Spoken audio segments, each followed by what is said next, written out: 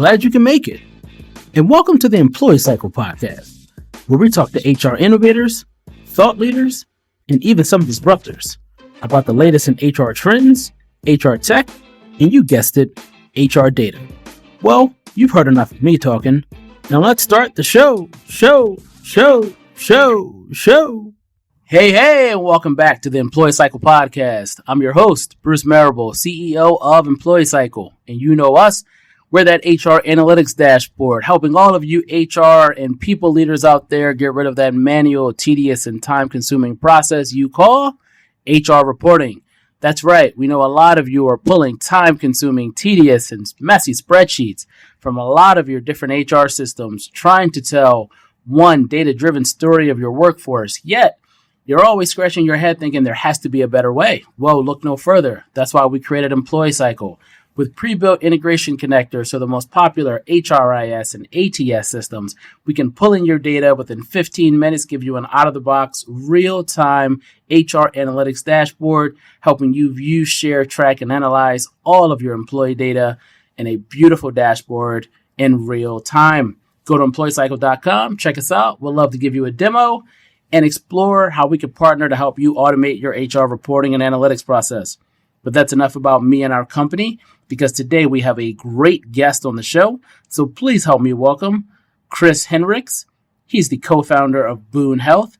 And today we're discussing the connection between mental well-being and professional development. Chris, welcome to the podcast. Woo! Yes, welcome! Thanks so much for having me on, Bruce. Really looking forward to this. Same here. Thanks for making some time to be on the show. So, Chris, everybody knows I always start off with this very important question to kick off the show. So, to kick this thing off, Chris, we need to know, how did you end up working in the wonderful world of HR? Yeah, no, that's a really good question, Bruce. So I started working in the world of HR because I felt like there was a big gap in the workplace. And I had this at my prior experiences working at a large financial firm and then later a smaller real estate technology company. But I saw all of my colleagues going through a similar thing that I was. I was stressed with the amount of work that I had, generally growing at a pretty rapid pace, both personally and professionally. And there were times that I experienced burnout, and I didn't feel like I had a great support system for personal growth and professional development, and wanted to build a better way to support employees, but also have a lasting impact on the company that we support as well. So started the business back in 2019 with two amazing co-founders and have been working in the world of HR since. Awesome. And then just quick plug for the audience, just so we know exactly what you and your company are doing. What is Boone Health? Yeah, so Boone is a personalized coaching platform that is partnering with businesses to provide one-on-one coaching to their employees. We're coaching on all things personal growth, professional development, and overall mental well-being, really aligning with the business to help them increase employee productivity, help their employees cope with stress, anxiety, and burnout, and ultimately want to make sure that they are remaining satisfied with their employer and with the work that they're doing. And so you have a number of outcomes that come through our platform, but really just want to make sure that we're able to support the employees while also providing amazing impact at the company-wide level as well. Got it. Appreciate that. So today we're discussing the connection between mental well-being and professional development. And so if anyone is listening to this episode that's a long-term listener, they know that I always try to break down a lot of these buzzwordy, jargony terms in HR because they mean so many different things to so many people.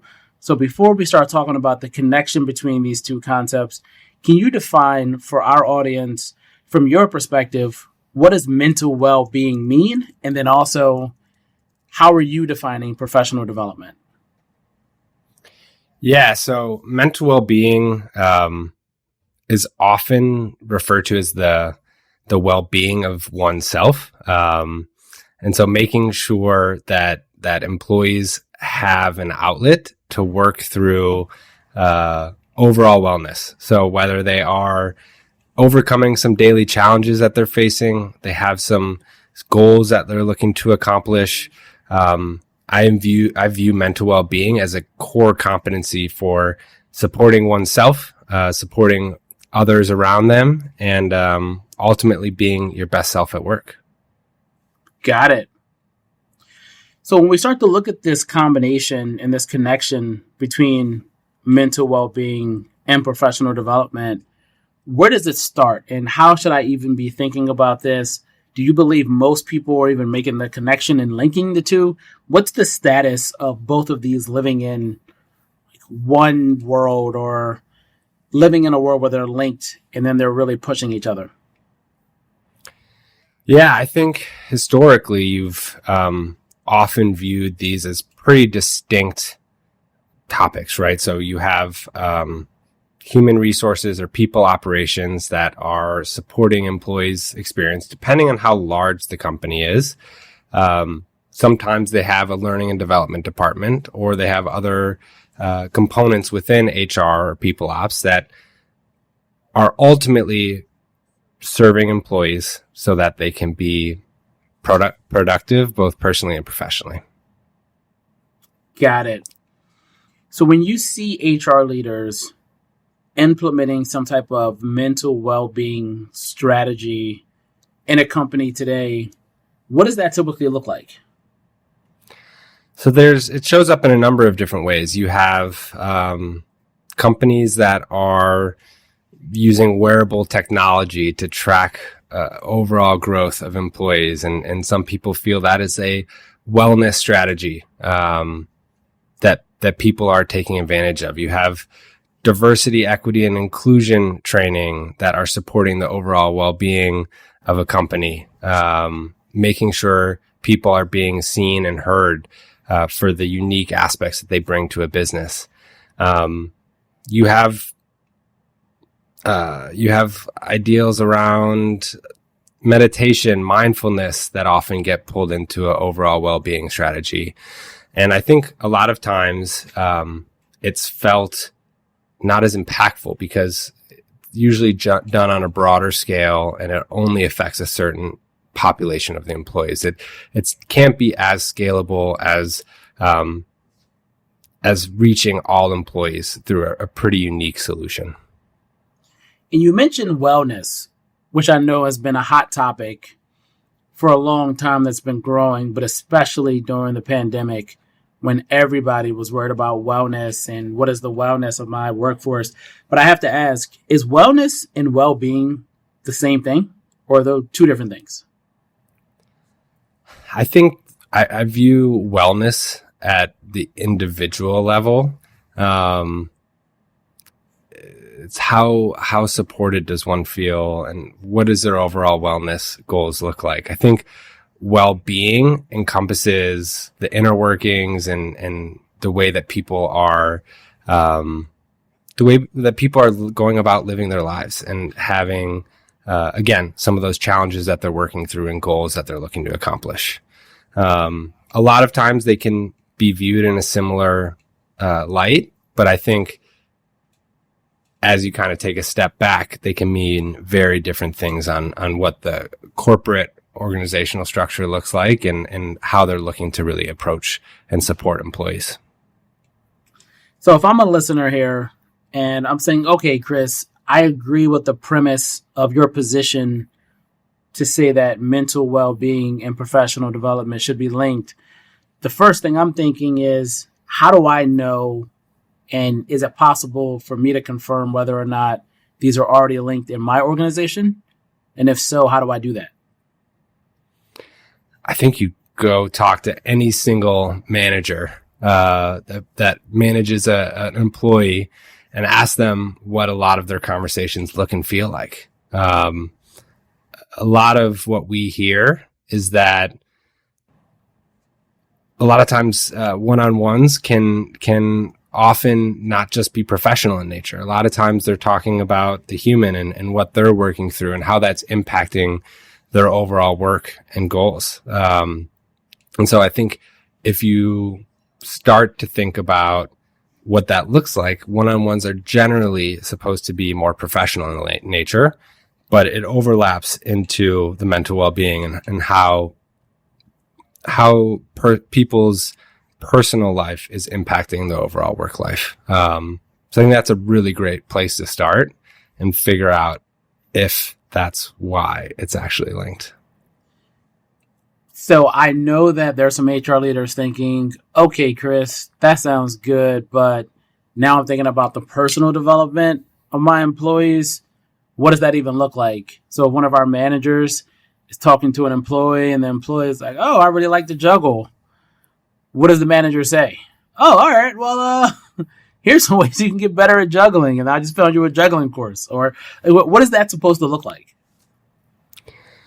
Yeah, I mean, I don't necessarily know if the manager is responsible for all aspects of someone's life, right? So I think you can sit there and say, totally hear what you're saying about juggling, and I'm glad you're able to take advantage of that and make that a hobby in your life.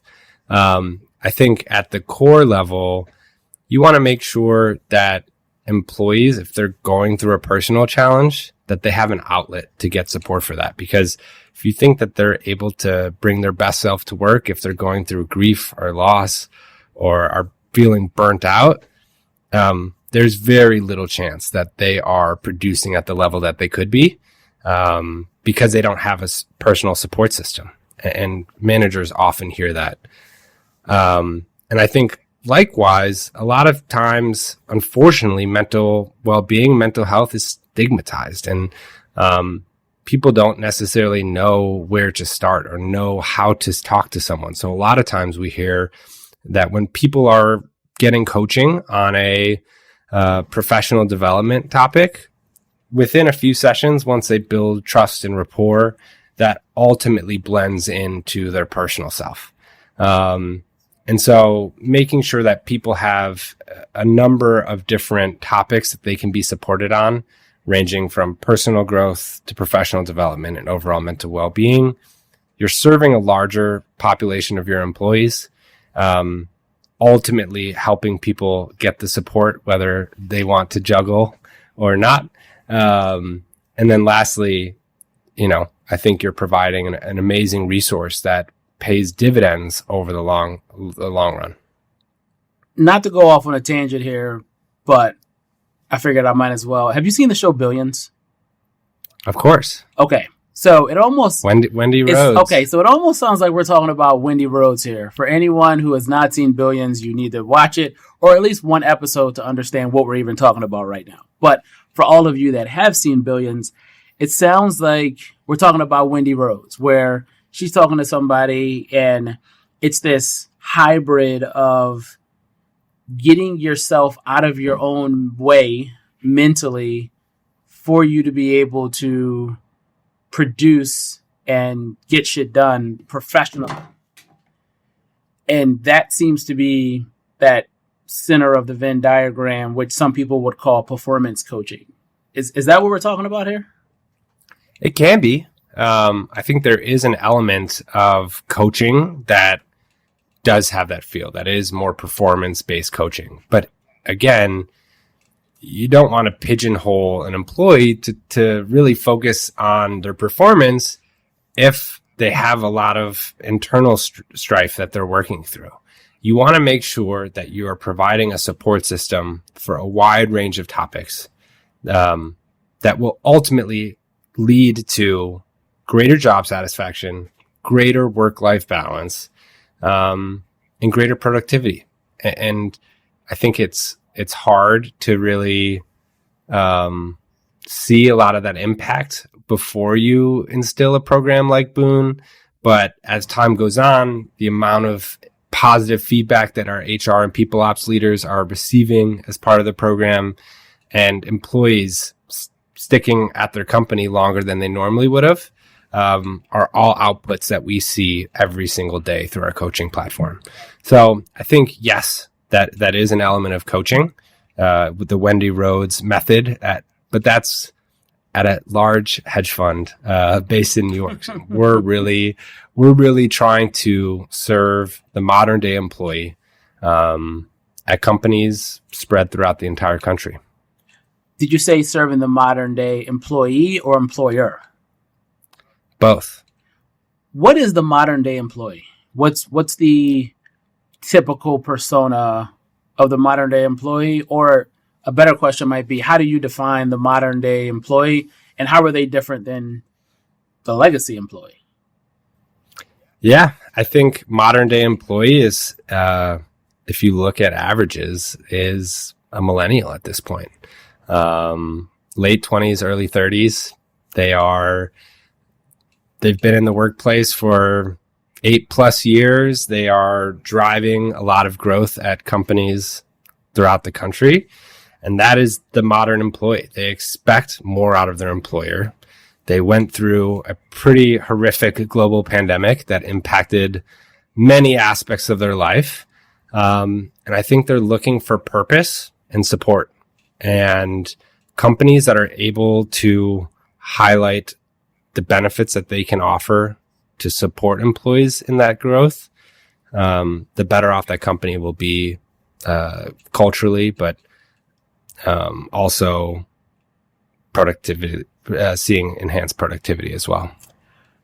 I've had a number of guests on the show that admitted that they went from almost having no benefits to then just going crazy on the benefits and potentially overdoing it to the point where employees didn't even know where to start because they had so many platforms providing so many different benefits that the adoption of the benefits didn't really increase from what they had before, because it was just this huge buffet of resources there, and nobody really knew where to go, what to use, how to use it, and so adoption stalled. And so how do you get employees who really need to use these services or really have a need to use these services to make themselves better, especially when it comes to really important things like mental well-being and mental health, but because it's such an overwhelming number of benefits and perks and other things provided by their employer that they don't even find it, let alone look for it.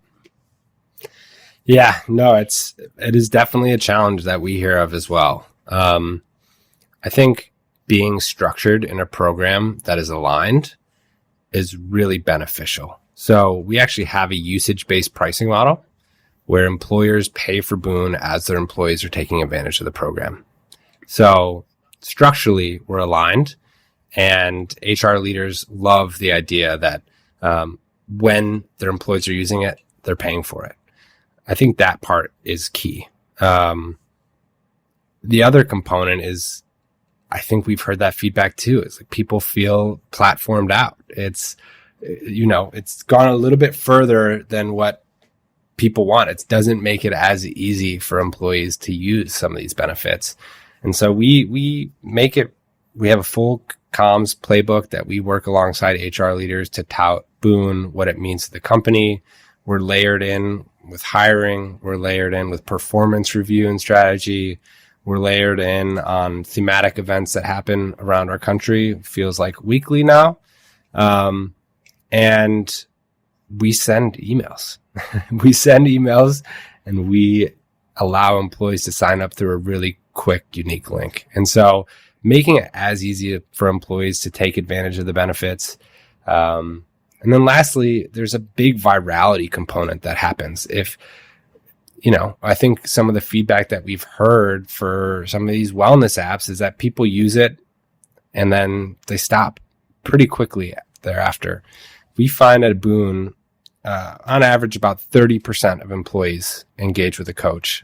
Sometimes it can be a whole lot larger than that, but that's on average across all industries. We have a really high second session rate. I think 90% of our employees use about 6 sessions on average. We have 10 sessions per employees that take advantage of the platform.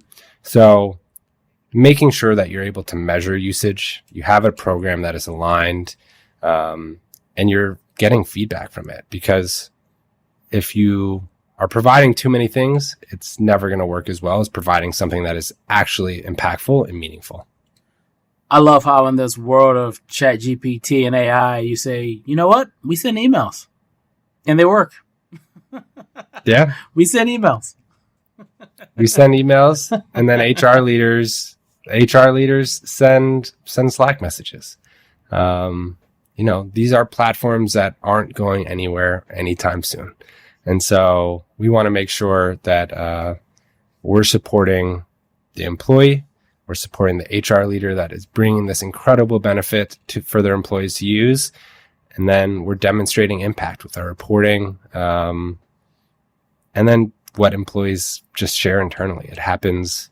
We hear about employees bringing up Boone and full company-wide meetings and one-off leadership meetings, really everywhere that you could think of. And a lot of times people tout it as being one of the most beneficial programs that they've ever installed at their company. Chris, I could talk to you about this all day, but I do want to ask you one last question. We've talked about a lot of stuff here. And so if there was one thing that we talked about today that you would like for our audience to remember, and maybe we didn't cover it, and there's just one thing that we did or did not cover today that you want to leave our audience with, what would that one thing be? I think the market in the world has shifted pretty quickly here over the last few months.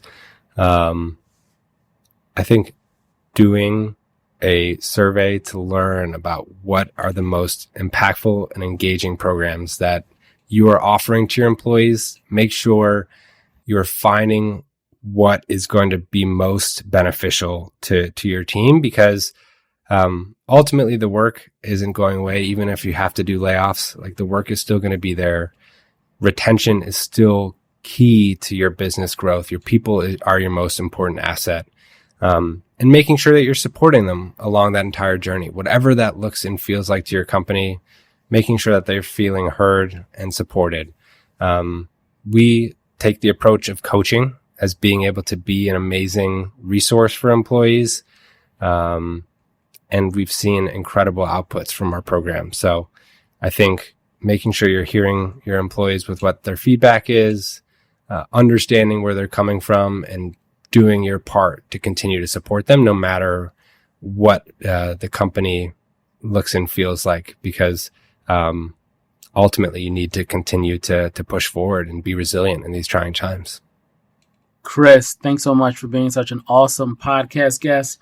Really appreciate you sharing all your insights, best practices, and wisdom with our audience. Woo! Go Chris! Thanks, Bruce. So, Chris, where can people find you and Boone Health online?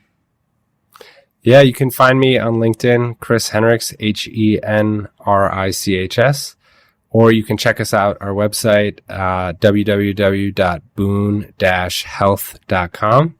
We'd love to connect with you. Awesome. And we'll be sure to include all of that contact info in the show notes. So, for all of you out there who enjoyed this episode as much as Chris and I did making it, please leave us a 5-star rating, because we love to know if you care about what we're talking about. That would be awesome.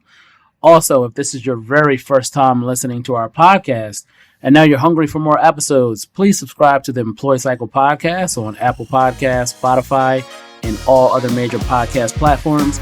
And last but not least, all of you super awesome HR and people leaders out there, please continue to hire, train, and retain the best workforce possible. Thanks. Later, kids.